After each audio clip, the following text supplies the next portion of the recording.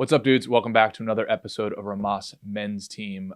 Pretty simple. We are a group of guys helping each other make progress towards each other's goals. If you're new to the channel, awesome and welcome. If you want to help support the channel and join our pro team, head over to rhomasteam.com/pro, where you can contribute to us on a donation basis. We also give you access to exclusive content, mastermind groups, etc., etc. So anyway, hope you enjoy this episode, and we'll see you on the team.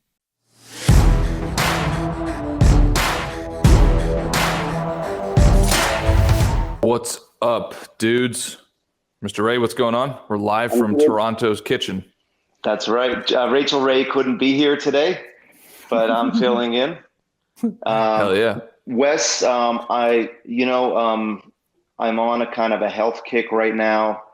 I started this personal trainer 3 times a week thing about a month ago, and I'm starting to feel and see real gains. Yeah, right? Man. Boom. Gunther and Kaizen be pumped. Yeah, man. So and, Jordan Fisk.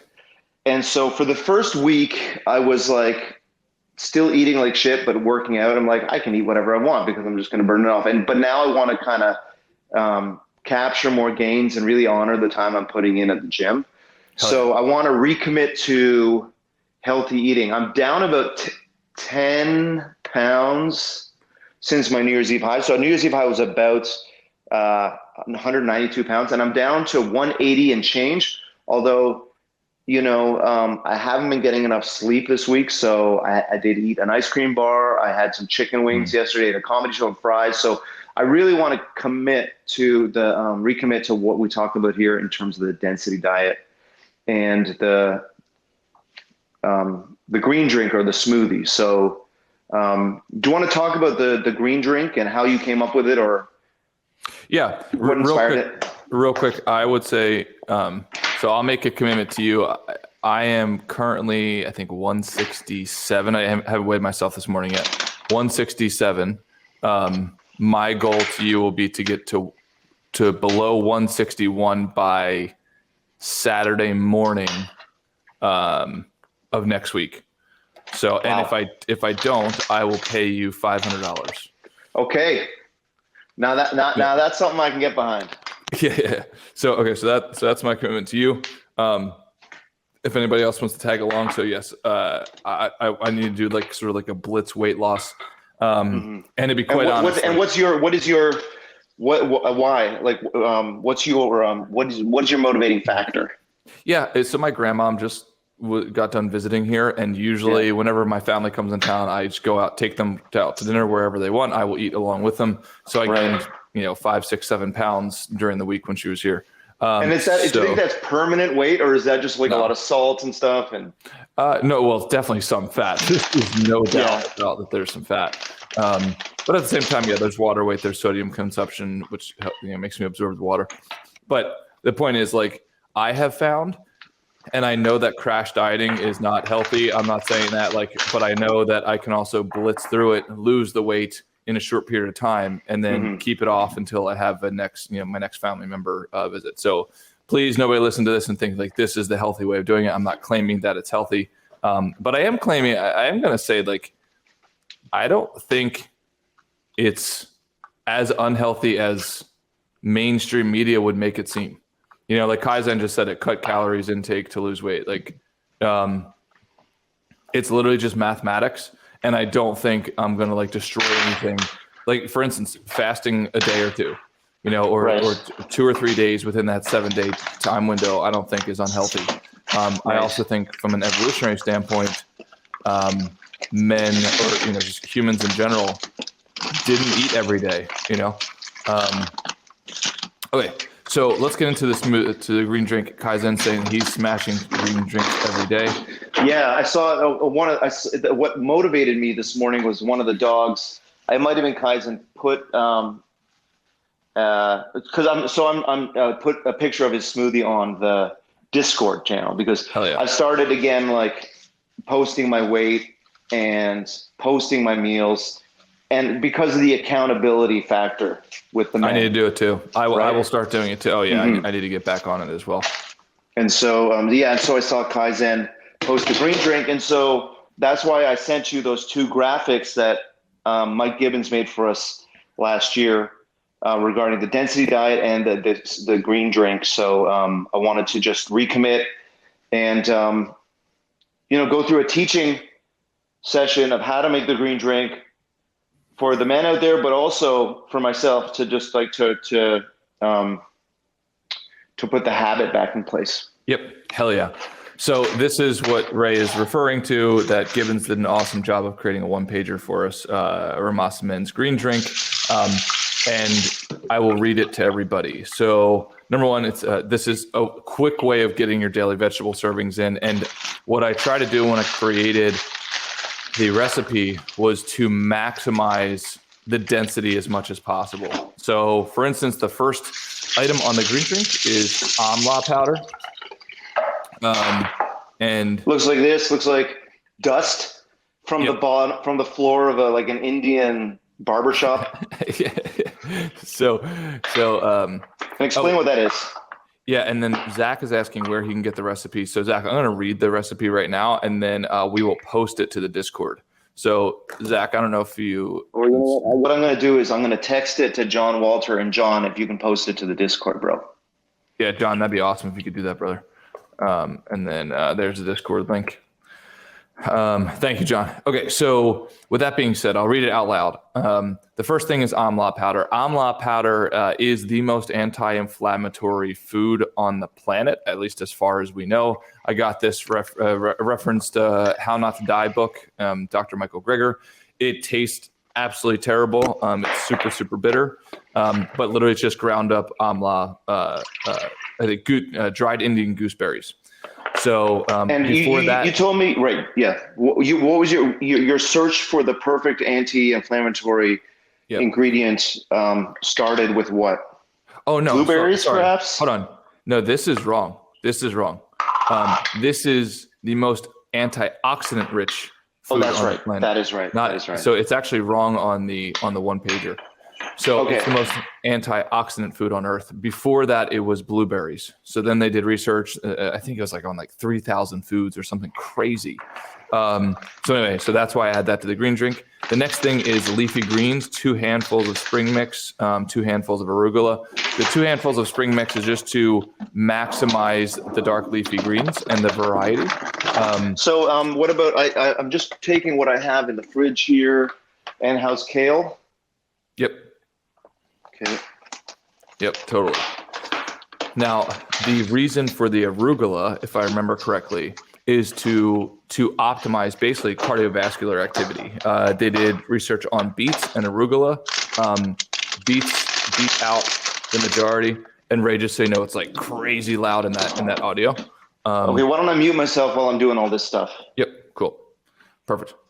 Then with that being said, the 2 handfuls of spring mix are to maximize the variety, and then also like magnesium, etc. Now, the interesting part about it was the rule of thumb from the book How Not to Die is to increase and maximize the variety and the variety of the colors. That's a quick, easy test of okay, how colorful is my plate? If you look at Ray's counter right now, there's greens, there's oranges, there's yellows, there's reds, etc. Right? Now, the funny thing is, as I was reading the book, I was like, but dark greens are not that colorful. Now, the funny thing is what Dr. Greger said is actually the chlorophyll covers up all of the colors in dark leafy greens.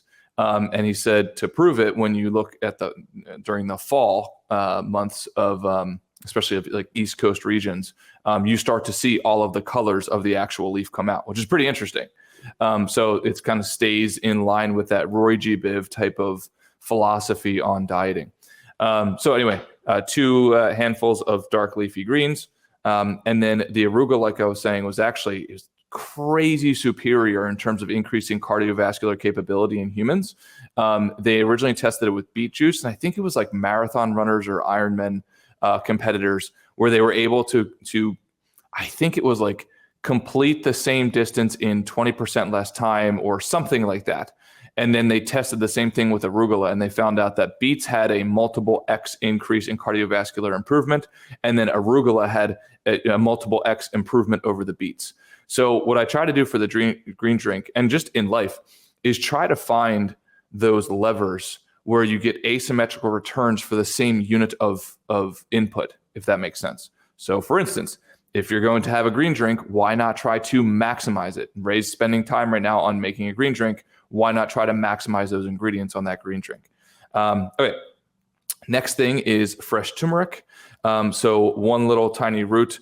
I usually, yes, you can do the powder, or you can do the actual root. I imagine either are great. I try to go for the root. Sometimes it's hard to find the root. You can usually find it at Whole Foods, Trader Joe's. Ray's got ginger root right there, I believe. But the turmeric root looks similar, except for turmeric root is kind of like pinky width and length. I use it. So I'm all out of turmeric. It's kind of slightly harder to find. Like almost everywhere has ginger. Turmeric fresh is slightly harder to find. So I'm all out at the moment. But what I do is I chop it up into pre-portioned little size of the top of your thumb kind of sizes. So I can drop one ginger and one turmeric into the blender ready to go. Yeah, absolutely. And then I just saw, let's see, I'm finding something for Miguel.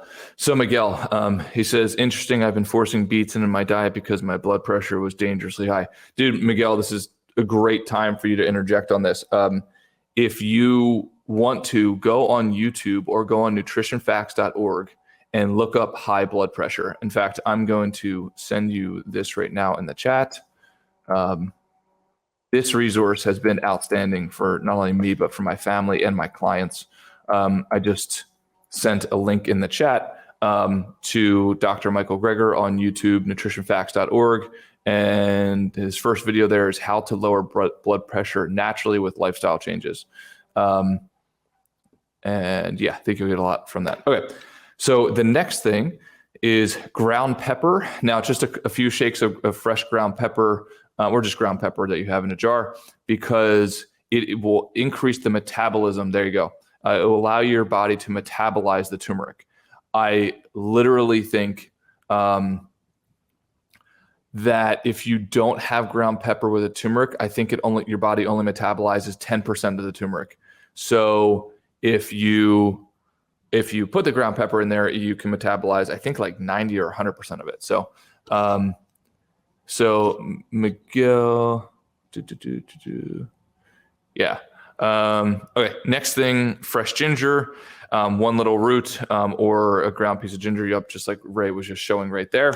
You can get those at Costco, Whole Foods, probably just, most grocery stores. Ginger, I mean, all around. It's just one of those things, helps cleanse the body, helps increase immune system. It's just one of those staples that, I try to have probably 3-4 times a week, if it's not in my green drink. And next thing, white cap mushrooms. And this is like hugely important. So I found myself getting sick pretty often. And the way that I got sick was it felt like usually the first symptom was through the throat. And yeah, just simple white cap mushrooms like Ray is showing.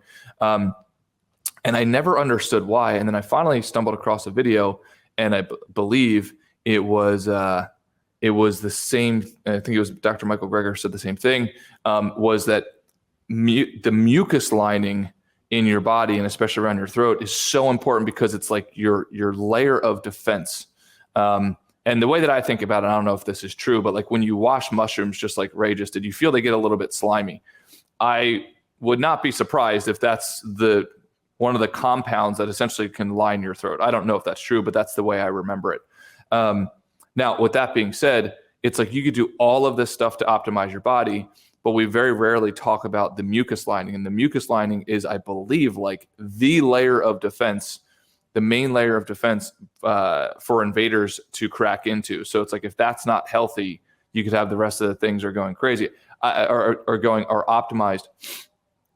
I don't know if this is true, but I'm going to imagine if you guys have ever, like, for instance, slept near an air conditioner or had like an air conditioner like beating like directly on your face, all of a sudden, like, you wake up the next day all stuffy, or potentially even sick.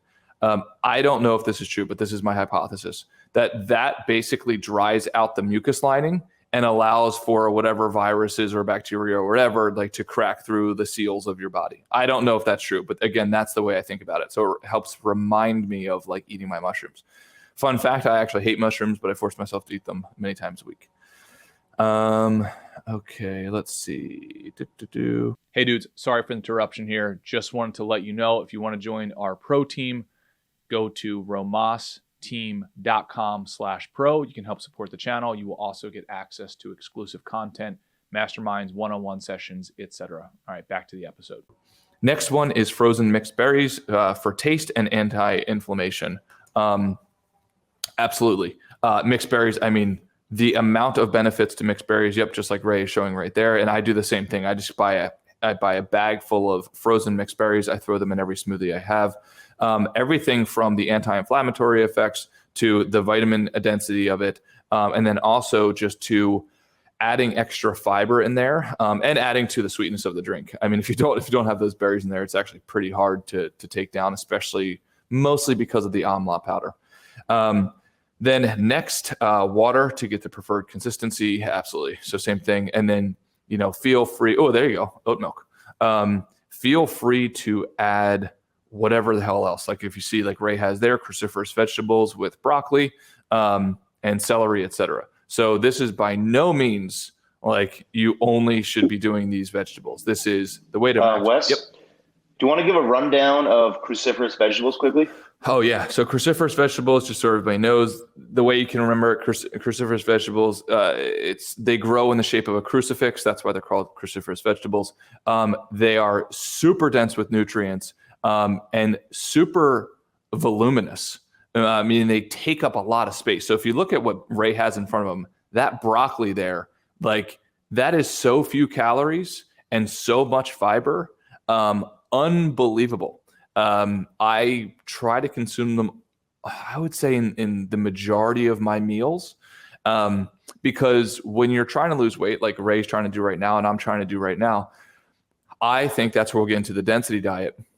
The most under talked about thing in dieting is forcing the stretch receptors in your stomach to be triggered.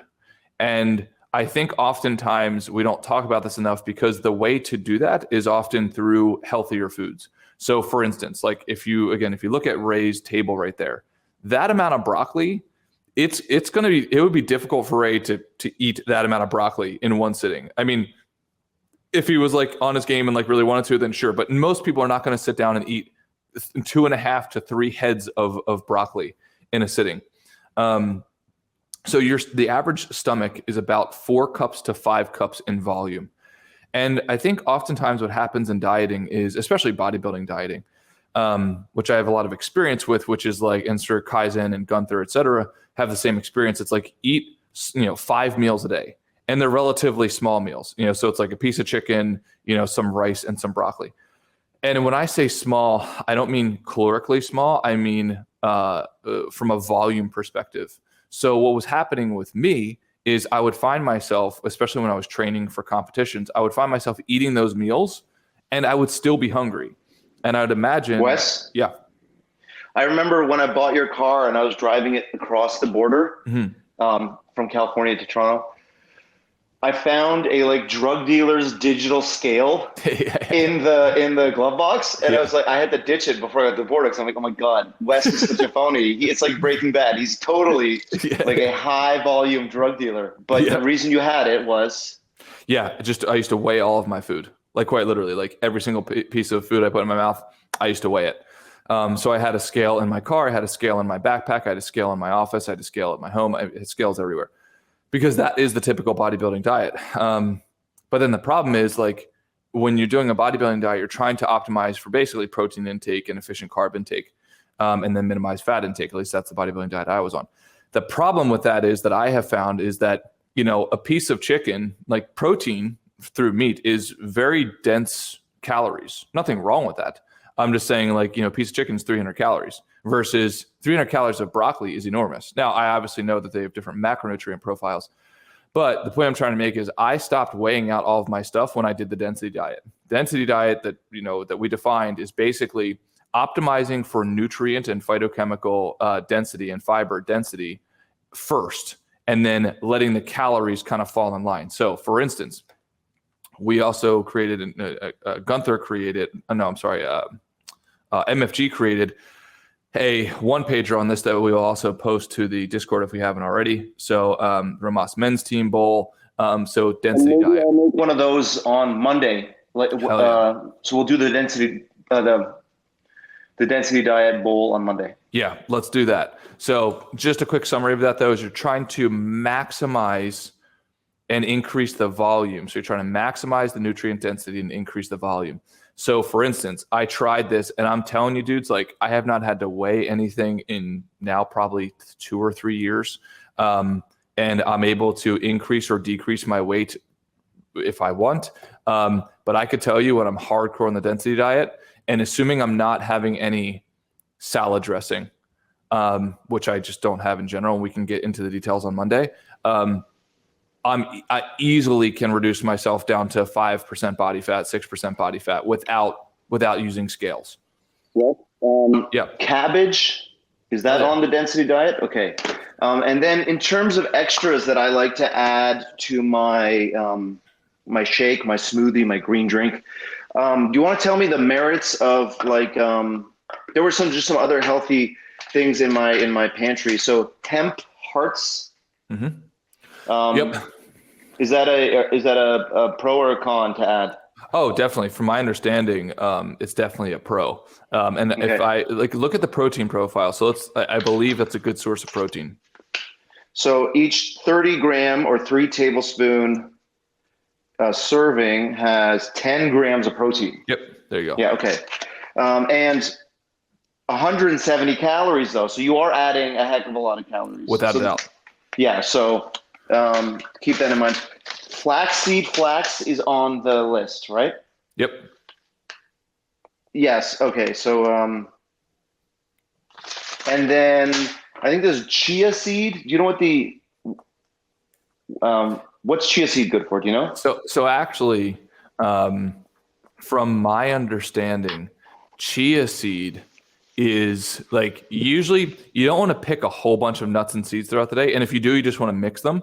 Because as Ray just alluded to, like nuts and seeds can add a ton of calories. So if you think about like, what is a seed supposed to do? Well, a seed is supposed to go into the ground in this little tiny shell and then grow this big thing out of it. So it's got a ton of caloric density inside of it because it needs that energy to grow the big thing. At least that's the way it was explained to me.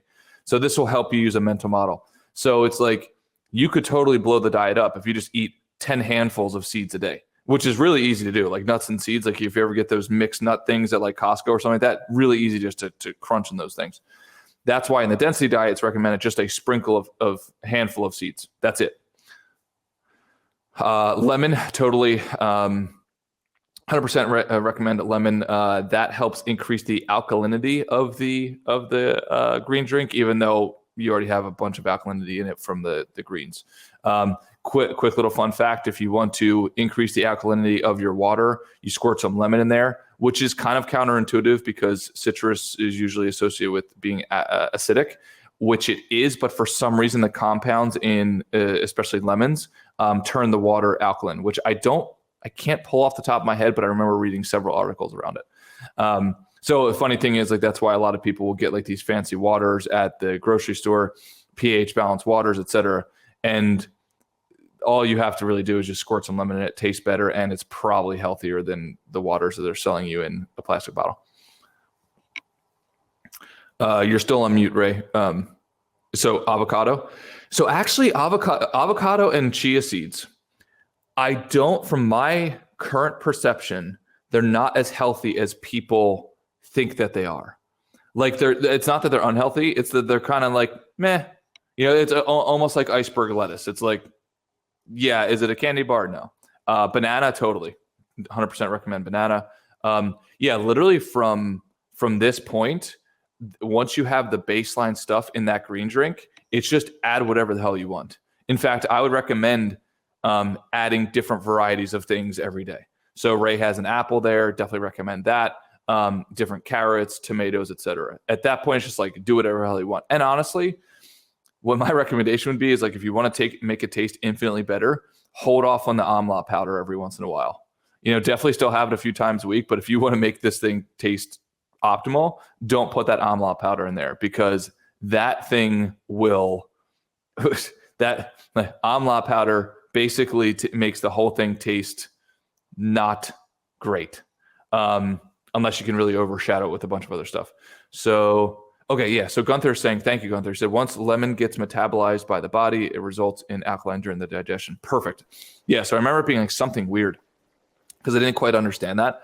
Like, why citrus fruits are acid-based, then why would it be alkaline in the body? So super interesting fact. Gunther, thanks for looking that up. And Wes, is there like a color code? Like, does it matter if it's more green or more brown or more colorful? I guess it all just depends on what the mix is, right? Yeah, exactly. So yeah, what Ray's having there, spot on, perfect. Like, and remind the fellows what the goal is of eating this, because like personally, I was talking about this with John on the scorecard this morning. It's like, my food discipline is kind of waning right now, because I've been committing for like a month. And my cravings are like get louder now, which is why I want to recommit to this diet. And when I'm lacking sleep, my cravings are amplified. And when I'm super hungry, like if I'm driving somewhere, I'm super hungry, like the golden arches just kind of like, summon me, Yeah. So, so what's the benefit what's the goal of this? Does this fill you up? Does this get you everything you need? Yeah. So what I have found is that when I maximize my nutrient density, and this is one of the ways, right? Take a green drink with crazy nutrient dense foods, that I'm giving my body more of it, what it needs. And I found that I stopped craving as much as I did before. Now, it's not that I don't have cravings at all. Every once in a while I do. But when I give my body what it needs, I often find that it's searching for less. So dudes, I'm not kidding. When I was on my pure bodybuilding diet, if you put 12 cookies in front of me, I would eat them immediately, like literally immediately. I would crave them all the time. And then I'd go through the competitions, and just all the men on the team as well. They would wait for the minute they're done the competition, and then we go over to the donut truck, or the donut car. Like, they have them right after the bodybuilding shows, and we just crush them. And then everybody would throw up after. And now with this, when I'm giving my body what it needs, I can have a cookie. The cool thing about the density diet is you can have the extra snacks, because you have so much space between what your caloric maintenance is and what you're actually eating. And then you don't have the cravings, because you're giving your body the vitamins, the nutrients, all that stuff. So I have found that it dramatically reduces my cravings. Now, what Ray is doing is he's having his shake relatively earlier in the day. My hypothesis is what that will do for Ray is he's getting out ahead of the cravings, if that makes sense. Mm-hmm. So absolutely. Yeah. So that's what I would try, versus being super starving and then not having any of those nutrients in his body. And then he's driving down the highway and then sees McDonald's. Now, this is slightly different than what I do, just to be candid with everybody. What I do when I'm on my game is I only eat one meal a day, maximum 2 meals a day. So for me, and Kaizen said he noticed that drinking tons of water helps cravings as well. Completely true too. Dr. Michael Greger also wrote a book on how not to diet, which he talks about, like he goes and looks at peer-reviewed medical journal studies on dieting. Some pretty fascinating stuff. He talks about like water consumption, how maximizing water consumption can reduce caloric intake by a substantial amount. Even if you like drink like 16 ounces of water directly before your dinner. So just things like that. But again, it's going off of trying to fill up the body from a volume standpoint. Yeah, so let's see. So Gunther's saying that his weakest point is he crushes the gym, then craves a pint of Ben & Jerry's. Dude, Gunther, so I'm curious. So I have this thing called Yo Nana's. Let me see if I can find it. And I've never talked to you. So fat like your grandmother? Yeah. Yo Nana so fat? So when she cuts her leg, it spills out Ben & Jerry's? You see that thing right there? The dildo? This thing right here. Yeah, the sex toy or whatever that is. Yeah, okay. Exactly. So Gunther, you might be interested in that. It is basically this like grinder, and you would probably appreciate it from an engineering standpoint. So this like this grinding mechanism where you put the fruit down the chute and then it grinds it all up. So you put frozen fruit down there, bananas, strawberries, blueberries, etc., and it makes it like an ice cream. Like that's the goal. Dude, I'm telling you, like, Gunther, if you can try that, get it from Bed Bath & Beyond or order. And Wes, what I do is so I'm at a gym now where it's personal trainer led sessions only. So I can't go in there and work out. I know that Gunther is such a pro that he goes and does it on his own and crushes. But what they do at the end of each hour-long workout 3 times a week is they serve up a protein shake, which is basically like a kind of like it tastes like chocolate milk, mudslide, kind of like frozen. You know what I mean? So it first of all, it fills me up with protein, I guess, to re-nourish the muscles, right? That's the point of protein after well, maybe you can explain the point of protein after workout. But Gunther, if you can like force in a protein shake after the workout, that might satisfy the Ben & Jerry's craving. Like, and the flavor, terrible name, is beef chocolate or chocolate beef. That's like the flavor. I guess whey protein shake is dairy based, and the beef protein shake is just like kind of like animal protein based. I guess I don't know. But what do you think of that? They prepare it for me, and I'm so tired and full of the protein shake that like I couldn't think. You know what I mean? It kind of like staves off that craving for the Ben & Jerry's. So what do you think of that post workout? Yeah, well, so it's a pretty typical recommendation. Like get 30. Let's say usually it's like 30 grams of protein minimum into your body within a half hour to a few hour window, depending on the study you read. And the whole idea there is to replenish amino acids, and then also like sometimes they'll put even carbohydrates in there, whether it be in the form of simple sugars or a banana or something like that. So it's to replenish your glycogen levels and then to give your body the protein it needs to rebuild the muscle. That's essentially like the stereotypical thing. Now, what I would say to that is I do think it's taken overboard a lot. Like I really do. It's just one of those things where I would imagine there's way more weight gain from protein shakes than there is muscle gain because people take it overboard. And also it takes density in the other way, right? Like you're not having any of the fiber. Like your shake right there, I would take any day over the week, or you can just add some protein to it. Okay, yeah. So adding a protein powder to this, you think is a better, is a stronger program than just the kind of like GNC brand kind of exactly. big, dude. This big is what tub of powder. Like I can tell you from being on the bodybuilding scene, like hardcore into it. Now I never took steroids or anything, and I would never do it. And that's almost the point. Like I've been in the subculture of that, like seeing how it all works. To think that is healthy as a general rule of statement is completely false. Like downing like 3 scoops of pre-workout prior to your workouts, like taking all of this shit, taking caffeine pills, taking like all of this stuff, not healthy at all. The crazy thing is like you can, assuming you don't want to look like Arnold Schwarzenegger, and I mean that sincerely. A lot of people say like, oh, I want to gain 50 pounds of muscle. It's like, do you really? Like, do you even know what that means? Do you really want to be walking around like this? Like, probably not. Most likely not. You want to be a hot guy. You don't want to be a hot gorilla. Exactly. Like, so if you look at something, I don't know, like you pick an actor, like are you going to say Hugh Jackman? Are you going to say Hugh Jackman? That's a good one. Of course you are. So it's like, you don't need to take steroids to do that. You don't need to be downing 6 protein shakes a day to do that. Like, honestly, what most men want is they want to be shredded, right? They want to have a decent amount of muscle mass, and we don't even realize like when you get more shredded, like you will look like the thing that you want to look like. Adding on about more this muscle. At the beginning of the journey, where it's like there are benchmarks. Do you want to look good in a t-shirt where your abs, where your pecs pop and your arms pop, right? Yep. That is very achievable.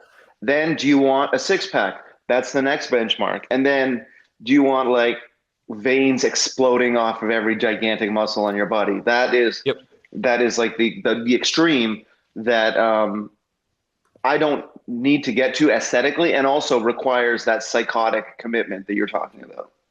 Yeah, exactly. The unenjoyable psychotic commitment.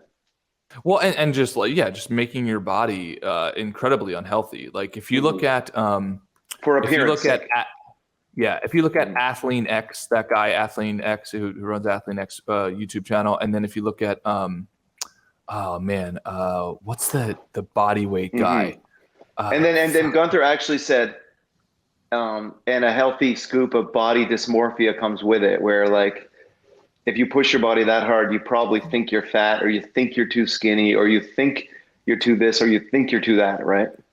Oh, without a doubt. So like if you optimize for nutrients first and health first, you can longevity, right? Is another one of your pillars.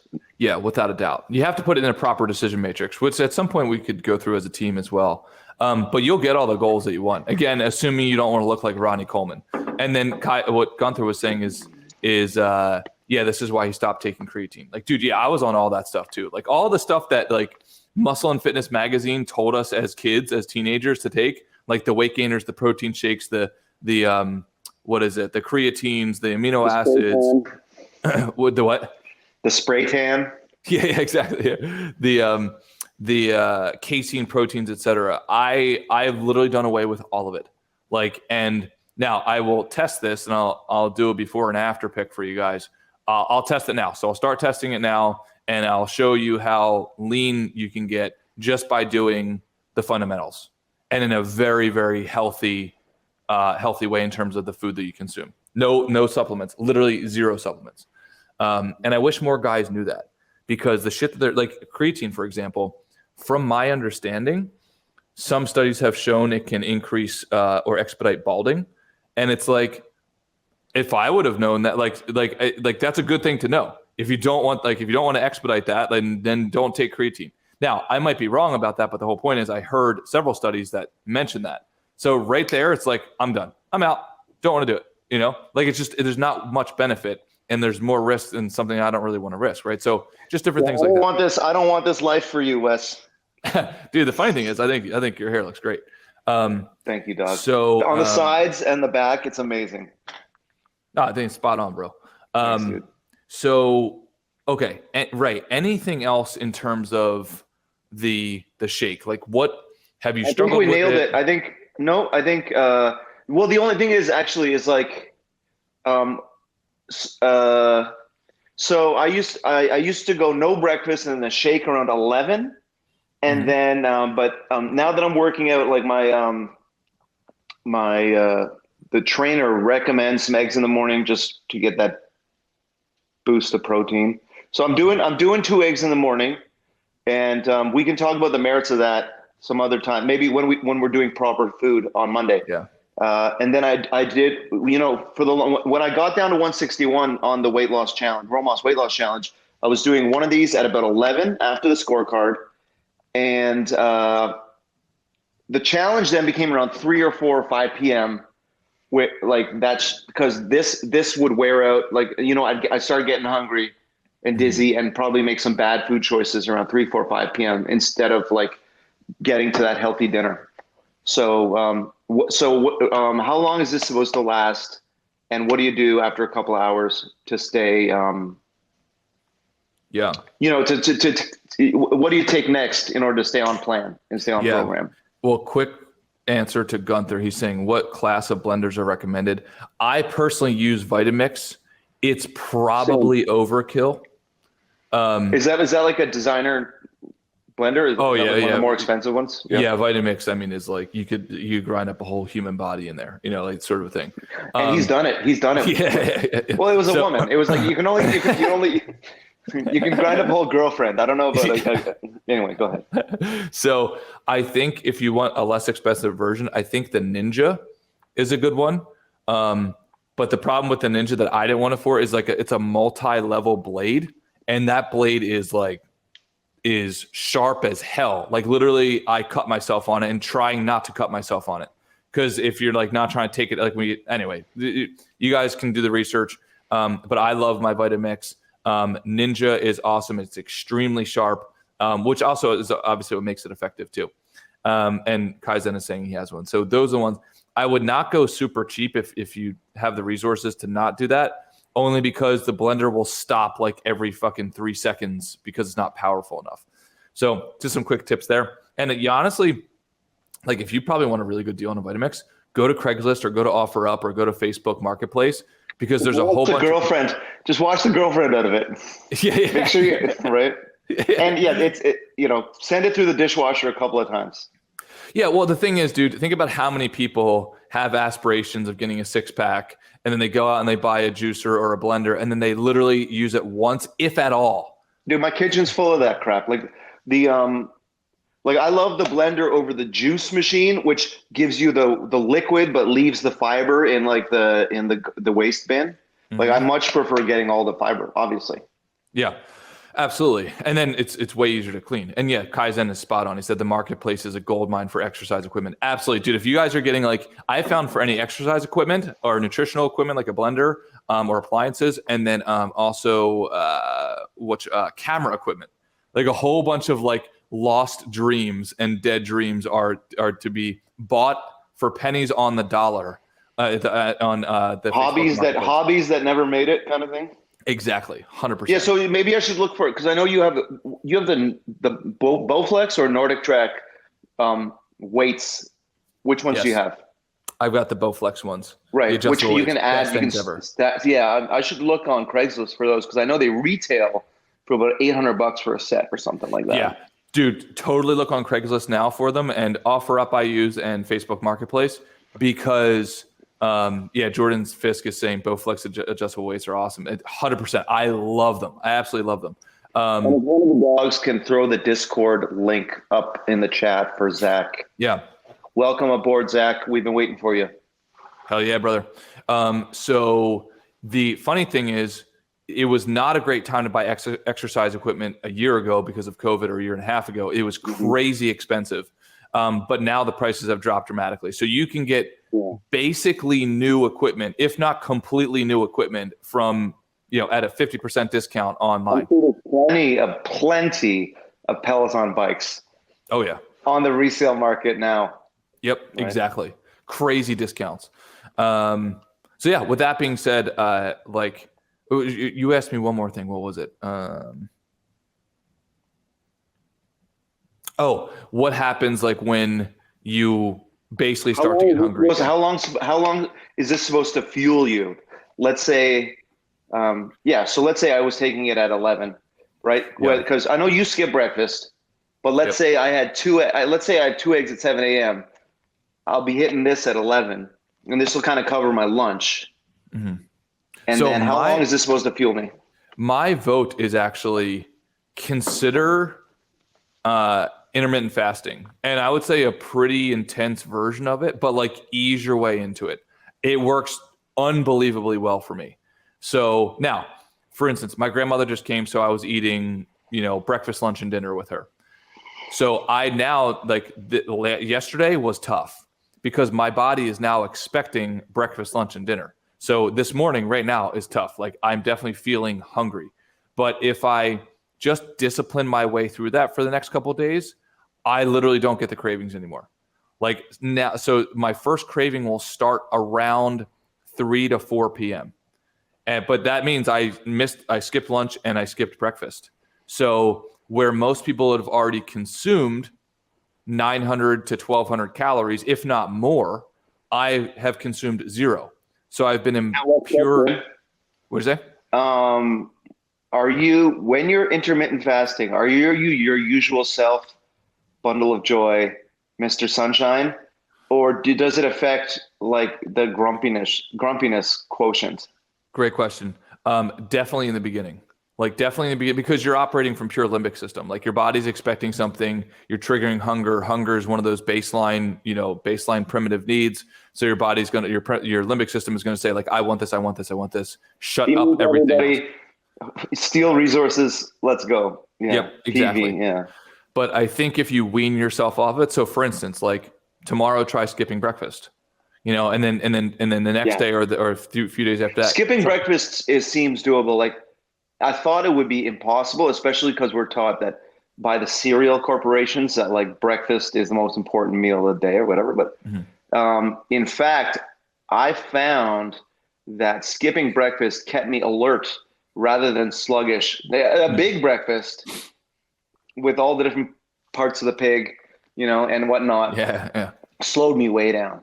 Yeah. So I find two scrambled eggs in the morning doesn't really slow me down, but Yeah, there's a feeling of like biological cleanliness or something, right? Like if you can acclimatize yourself to operating without food, like, Yeah. light, fast, you feel Oh, light, you feel totally. fast, you don't feel held back. Totally. Now, I don't care if like you could do the intermittent fasting at night. Like a lot of people do that. They just don't eat past 6 p.m. or whatever the number is. That might be easier for some people. I don't like that because I have found that I have more discipline in the morning, like foregoing the food rather than stopping the food. If I have to stop the food at 5 p.m. or 6 p.m., like chances are I have an increased probability of like consuming snacks at 8 or 9 p.m. versus now I have something to look forward to every night.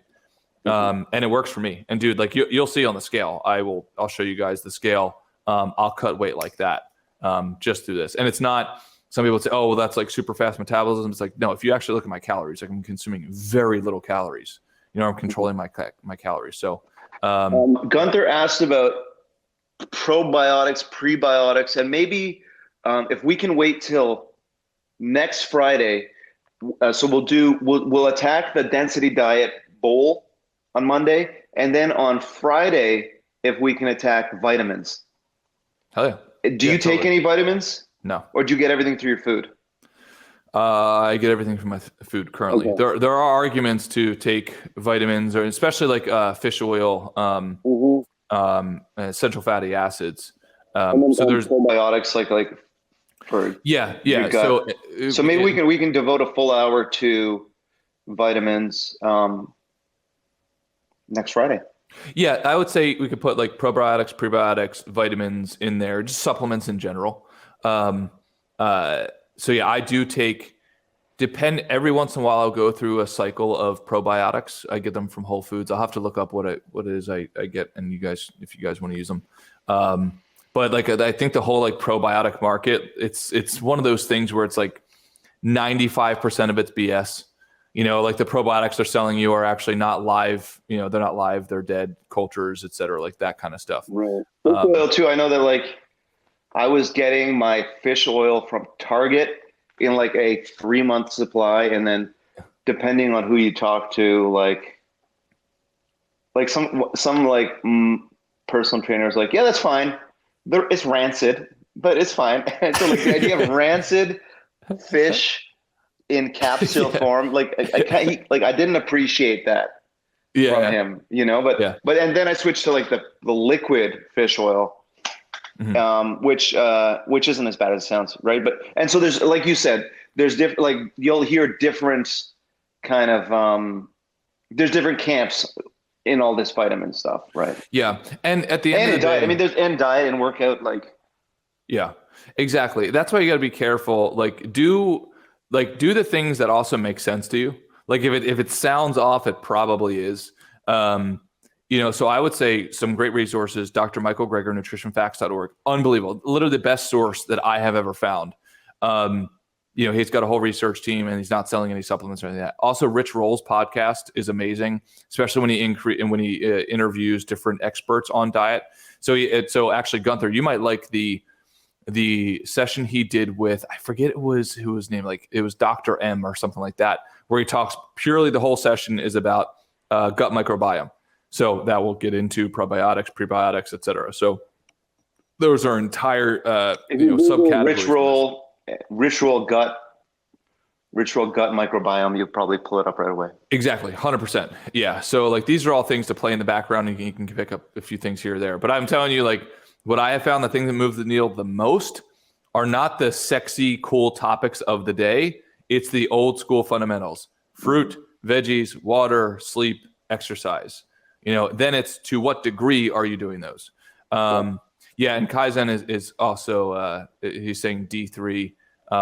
I've heard that help a lot, especially if you don't live in a sunny climate. And then I've never taken Alpha Brain. I'd have to look into that, but I have heard a couple of people talk about it. So let's save it for the session on vitamins. Oh yeah, dude. So Wes, that's it. Let's get going. Anything else for you? Enjoy your Rhomas veggie shake. Have a great weekend. Yeah, dudes. John, post those.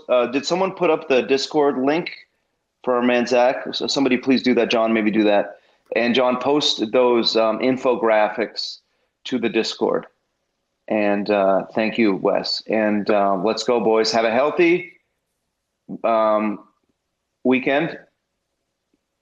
All right, bros. Keep your Have a great program freaking strong. day. We'll see you on Monday. Later, dudes.